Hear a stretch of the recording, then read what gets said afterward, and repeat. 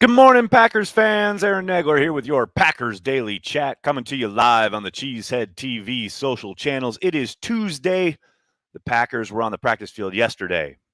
Will not be on the practice field today, but we'll return to the practice field and we'll get our first injury report tomorrow. Football is here, ladies and gentlemen. Now the fun begins. You know where else the fun is happening?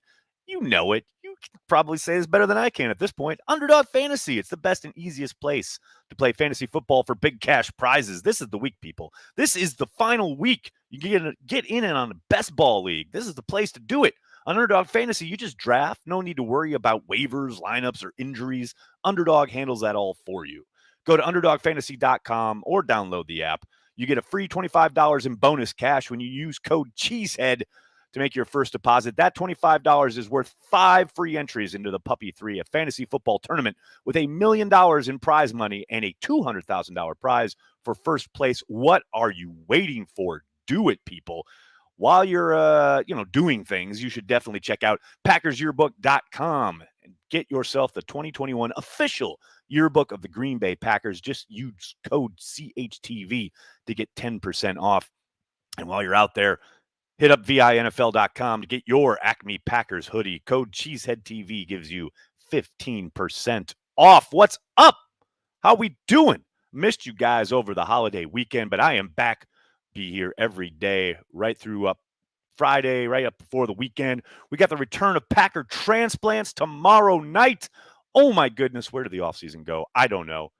Very excited to return with Corey Benke for Packer transplants, the first one of the season. It's going to be a lot of fun tomorrow at 5 o'clock Eastern. You know a great way you can make sure you don't miss it live? Subscribe to the YouTube channel. Make sure you set those alerts. Lets you know whenever we're live. Packer Transplants live, coming to you live tomorrow at 5. Hello to everybody in the comments. Missed you all. Look at these fine folks just mashing it up. I love it. H. Carrington, thank you for the super chat. Did the Saints overthink this, trying to stick it to the Packer fans by choosing Jacksonville over Dallas when they generally play worse on grass? I don't think Dallas was a viable option. There is not an event on the day of the game, but they do have a concert around the same time where in their contract states they've got to prep the stadium for the concert. So I don't think Dallas was ever a legit possibility because of that. I know Jerry Jones was flapping his gums on the radio, but you could probably fit what Jerry Jones doesn't know inside his stadium. So, yeah, no, I think, yes, no doubt that the Saints were caught kind of in a rock and a hard place. They didn't want to make things easy on the Packers or their fans, but ultimately you got to lace it up, right? And you got to beat the team across from you, no matter where you play. The old adage, we'll play them in the parking lot. Well, here you go. That Jacksonville Stadium is kind of a parking lot with swimming pools surrounding it. But we'll see on Sunday if they've screwed themselves, so to speak. Steve, thanks for the super chat. Morning from NYC. What's up, Steve? How you doing, man? First chat, my 7 and 4-year-olds are watching live. I keep telling them, but they want your thoughts. Do the Bears actually stink? Kids, gather around. Let me tell you something. The Bears don't stink. The Bears still suck. That is what you need to learn. That is what you need to understand. The Bears could go 17-0 this year, and they still suck. I should start a children's program. Thank you, Steve. Thank you for the support. How come Cheesehead TV doesn't run on Lombardi time? Because we employ myself and Corey Benke. That is why. I kick ass. What's up, man? Thanks for the super chat. My weekly Tay Watch question. Still think he gets a new contract this week? Still a possibility. A lot of ball game left. You saw a couple of contract extensions handed out over the last couple of days, over the weekend. Devontae could be one of them. Still a lot of ball game left in that regard. Got a whole week to go. I don't think it's going to happen. I'm not holding my breath, but anything can happen. We'll see. Biggest prediction for week 1? Prediction. Pain. No. The biggest prediction for week 1 is that the young offensive linemen hold up shockingly well along the interior, Myers and Newman. I do think Elton Jenkins and Billy Turner, Cam Jordan is no joke. That pass rush for the Saints is legitimate, not even just one-on-one, but the stunts and games they play, the blitz packages they have. Everyone in pass protection is going to be tested, but I think Newman and Myers will acquit themselves admirably. Bojorquez, Zapad Dog, what's up, man? Bojorquez, I gotta practice for Packer transplants tomorrow night when go to the Packers news bit. Can't wait till we talk about trading for a punter. Get Corey's reaction. But it is Corey Bojorquez. The J is like an H. I heard him say that in his press availability. So Bojorquez. I'm just gonna keep saying it. Bojorquez. What position group has the most concern for the Packers, Aaron? Thanks. Callum, most concern, quote unquote. It's the tried and true. You've known him. You've loved him. It's inside linebacker. That's right. Tell him what he's won.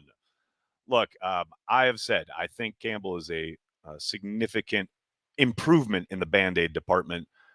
I'm not ready to declare him an answer to anything. I do think they'll be better there. But given the fact that I do think they've improved along the defensive line with the additions of Slayton and Heflin. I know they've gone light numbers-wise at corner, but I think there's a lot of talent there. We know what Amos and Savage bring at the safety position. Yeah, that inside backer spot. Barnes is solid, never going to be spectacular. Campbell is probably an upgrade from Kirksey. Past that, you've got what? Burks, Summers, and McDuffie. To me, that's your weak point, right? I don't think there's any question there. What do you think happens if this storm engulf forms into something? Do they push game back? It's a possibility. I ain't going to lie. I'm not going to sugarcoat it. Could they move this game again? Yep. Not only in location, but on actual day it gets played. We'll see what happens throughout the week. There is a possibility, though, that storm forms and comes down gunning for bear against Jacksonville, and the NFL goes, okay, Monday night doubleheader, tripleheader, whatever it is. What is Lombardi? Joshua, what is Lombardi time? What is Lombardi time? Did you really just ask that question in this here chat? 15 minutes early. On time means early. All the clocks set 15 minutes ahead. That's Lombardi time. If you were late, and I'm not talking late as to when the meeting was scheduled. If you were past 15 minutes before the meeting was scheduled, you got fined by Lombardi. Lombardi time. On time means early. I always joke that Matt LaFleur and before him, Mike McCarthy never ran on Lombardi time when it came to those pressers. Big B is here. What's up, Big B? How you doing, buddy? Like we seriously had to trade for the punter with the hardest name. Big B, I don't care if he's called supercalifragilisticexpialidocious if he can kick it 50 yards on average every time he puts boot to ball. Let's go, Big B! I see Packers running at Saints with young line. Larry, I think they'll definitely try to establish the run. The Saints were no joke against the run last year. I believe they were third or fourth in the league. I don't think they allowed a single ball carrier to average 4 yards per carry last year. So it's going to be tough sledding. I think they will undoubtedly attempt. They got to at least get the outside zone going so they can get the boot action working off of that. They will definitely attempt it, but I'm not so sure how successful they're going to be. Saints are no joke up front. Hey, Nags. Good to be live again. Bring on some football. Bubbatron, you got that right. Now that J.K. Scott's jerseys are on sale, Corey finally snagging one. No doubt. No question. He's going to walk across the street and get one right from the clearance rack.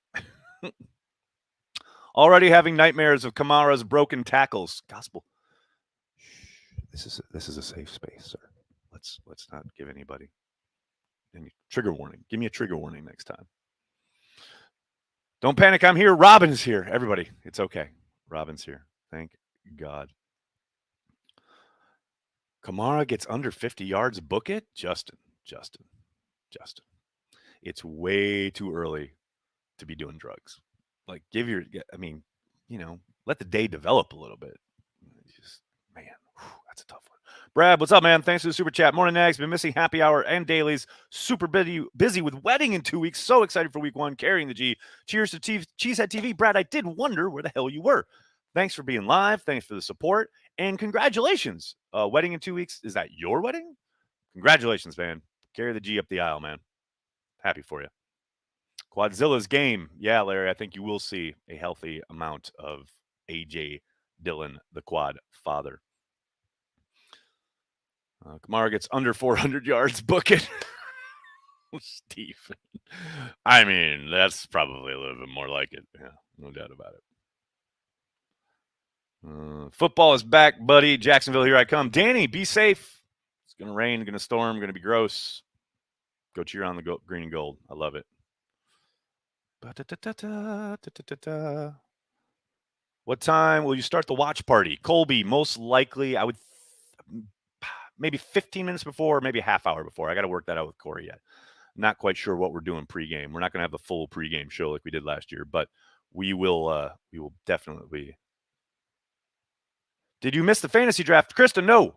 Check out the information I sent or the post on the Patreon page. We're going to have it right after happy hour on Thursday, right before the season kicks off. You didn't miss anything. Don't worry. Robin, thanks for the super chat. Looks like you had a good time away with the girls. Robin, I did. Thanks for checking in. I hope you're doing well. Hope you and the missus and soon-to-be little one are chilling over there across the pond. Yes, we had a fantastic time up in North Fork or over in North Fork. Someone chided me the other day for saying up because I don't sound like a local. But yes, we had a lovely time. It was a great weekend away. Spent time in a pool, on the beach. The oldest got some shopping in at the outlet mall. That was the highlight of her weekend. So yes, lots of fun, even though I had to burn my wallet. Kyle, thanks for the super chat. Do you expect much from Stokes to start the season, or is he more likely to grow into his role? Kyle, I think they will allow him to grow. I think you'll see Kevin King across from Jair more often than not in most packages. But I wouldn't be surprised to see him utilized at some point early on in some of the dime stuff that they do. But yes, for the most part, more often than not, it's going to be King and Jair as your main two corners to begin the season. How much do I think Dylan will play? Logger Dan, you never really know, right? It's all guesswork, but I would suspect, 60-40 to Aaron Jones as far as a percentage of snaps. Now, what those look like, how many touches, what kinds of plays do they get, I have no idea. But I would suspect Aaron Jones gets a little bit more run than AJ. But you never really know because some guy could get hot, whether it's one or the other, and they might just ride that guy. Especially with AJ, he seems like the kind of back, and we saw this with against Tennessee last year, where first couple carries might go for 2-3 yards, and then he's busting out 7-8 yards, and then he's ripping off 12-yard gains in the fourth quarter. He really seems like the kind of guy, and he's said this before, that really likes to get in a groove and a rhythm, feel the contact, and start churning stuff out as the game goes along. But it's happened a few times already in his NFL career. So. How many snaps for Z? Danny, could be 0, could be 20, could be 60. I don't know. We'll see if he's out there on Wednesday. That's going to be a big tell, I would suspect. We saw him at practice for the first time on Monday. First time since August 16th that he's been on the practice field, but he only did individual stuff, no teamwork yet for Z. So if he's out there on Wednesday, he's got a chance. But if he's not there with doing team stuff, you got to think that he's probably most likely either a reserve or doesn't even suit up. So we'll see. A lot of ball game left there. Julie, thank you for the support and the super sticker. Thank you very much. How much of the playbook will Matt LaFleur show week 1, expecting to be pretty vanilla play calling wise? I don't know about that. I don't know about vanilla. They'll utilize whatever they think they need to beat the Saints and their defense. And look, with the pressure packages the Saints have, you got to be at least a little bit creative. But now, are they going to be calling tons of trick plays and stuff like that? No, of course not. Now I say that, and I watch him come out with a flea flicker very first play of the game. But, I don't suspect it'll be vanilla in the sense of preseason. This is a regular season game. All 17 of them count, and you've got to win. So I don't think it's a case of he's going to hold back much if he suspects it will be successful against what the Saints like to do on defense. Time for holding stuff back is over. Ramses, thanks for the super chat. Oh my God, football season. Can't wait to watch Barry's defense grow. I agree with you there. I mean, because I think I've said it all offseason, you got to expect growing pains on the defensive side of the ball. Lots of the same personnel, and they've heard guys talk about the continuity, the ability to play with the same guys. That will help, but the calls, how Barry goes about instituting things, what his tendencies grow into, that's all going to change over the course of the season. The guys are going to become more comfortable. hopefully they're playing better as the year goes on and they hit the ground, hit their hot part of the year down the home stretch. That's what you would hope. But yes, I'm excited to watch the maturation on the defensive side of the ball. Chris, thanks for the super chat. Do you think 12 pushes to get Cobb a TD right away? I don't think he'll go out of his way or force the issue or anything, but if stuff breaks down and Cobb is on the field, Aaron's going to be looking for him. And if the result is a touchdown, I don't think anybody will complain.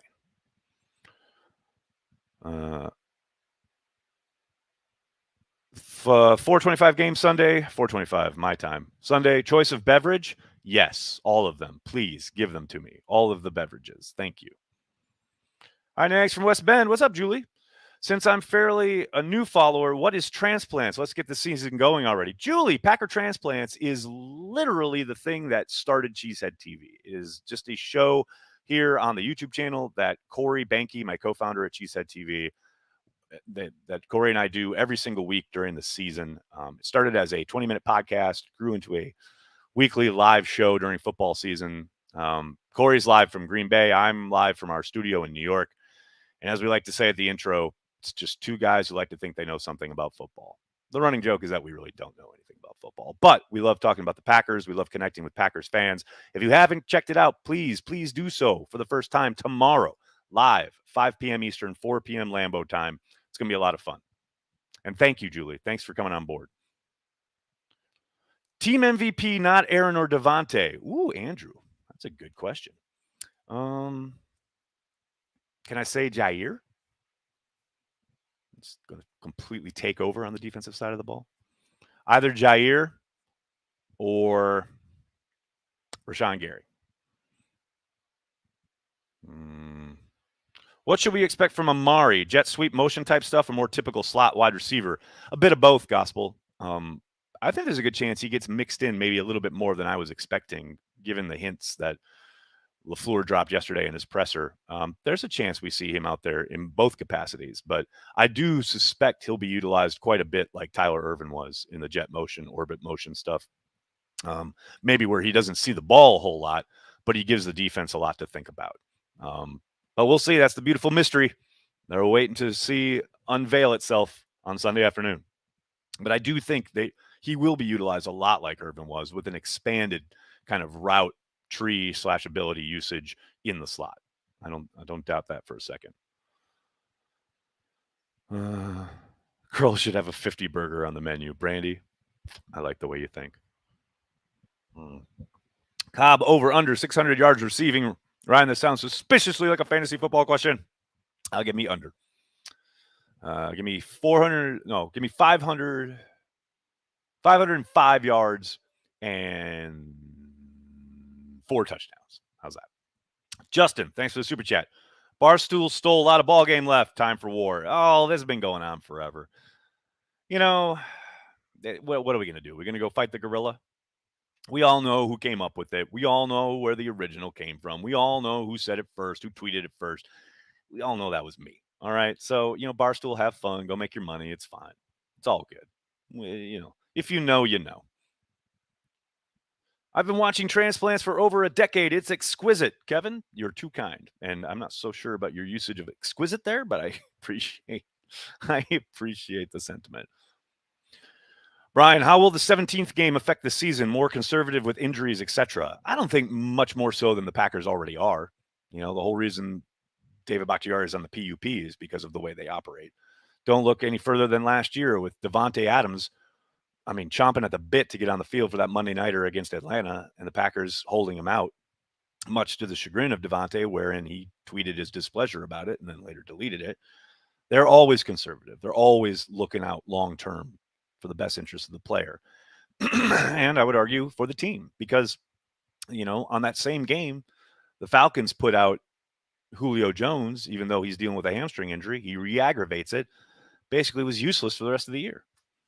The Packers have been conservative, and I think smartly so.